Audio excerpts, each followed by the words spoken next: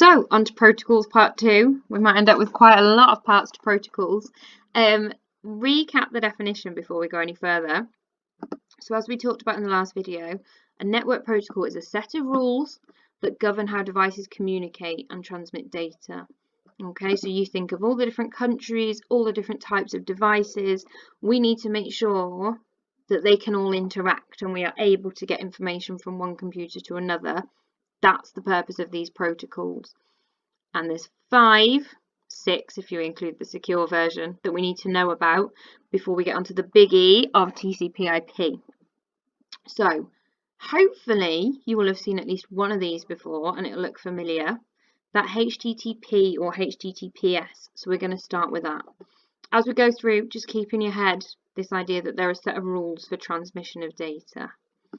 So HTTP, and you will be expected to know what each of these protocols stands for. This one stands for Hypertext Transfer Protocol.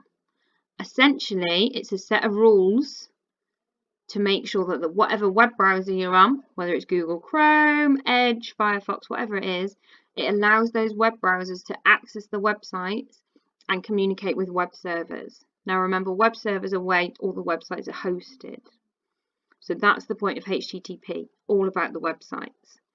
Now, if you're putting bank details or any confidential information in, you want to make sure that the website you're using is HTTPS, which is the same Hypertext Transfer Protocol, but secure.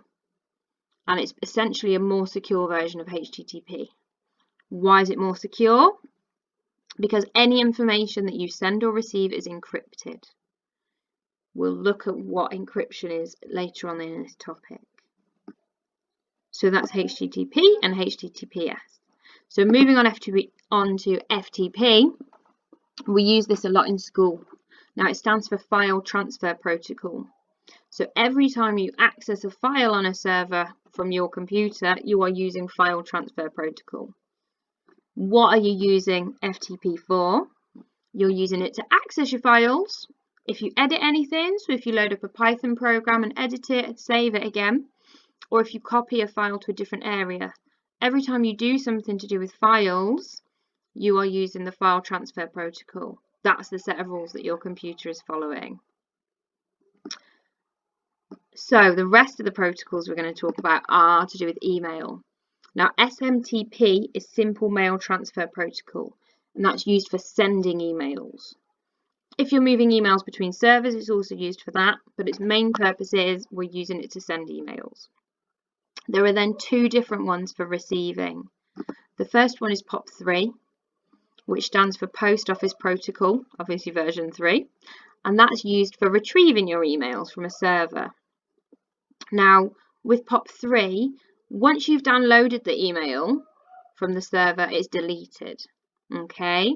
Now, IMAP is another protocol used to retrieve emails, but it works slightly differently. So IMAP stands for Internet Message Access Protocol. And again, used to retrieve emails from a server. But on this one, you only download a copy of the email. Okay, the server keeps that email until you actually delete it. So if we go back to POP3, once you downloaded it from the server, it's automatically deleted. IMAP, we only download a copy, and until you actually go and delete it, the server will hold a copy. And that's what most web-based email companies use, like Outlook and that kind of thing. Okay, so that is a summary of all of those 5 protocols. You are going to need to watch this video a few times. You're going to need to review your notes. You're going to have to make sure you learn those. Now, we've saved the big guns till last. TCP/IP, which I've already mentioned, is the most important protocol of all. And the reason for that is it's responsible for how data is sent between networks, essentially over the internet. So TCP/IP determines how data is sent over the internet. Now remember, if we're sending that to different countries, different devices, this one needs to be good. And it's split into 2. So Transmission Control Protocol, the TCP, that part of the protocol is responsible for how devices connect on the network. and it is responsible for every file that you send is split into packets. Okay, so when you're sending it, it's split into packets before it's sent, and then when it arrives at the other person's computer, it's reassembled and put back together. TCP is also responsible for checking all the data has been sent. So if a packet goes missing, so if part of your file goes missing, it's responsible for identifying that and resending it. Internet protocol, its job might seem more simple, but it's on a bigger scale. It's responsible for making sure the packets get to their destination across a network.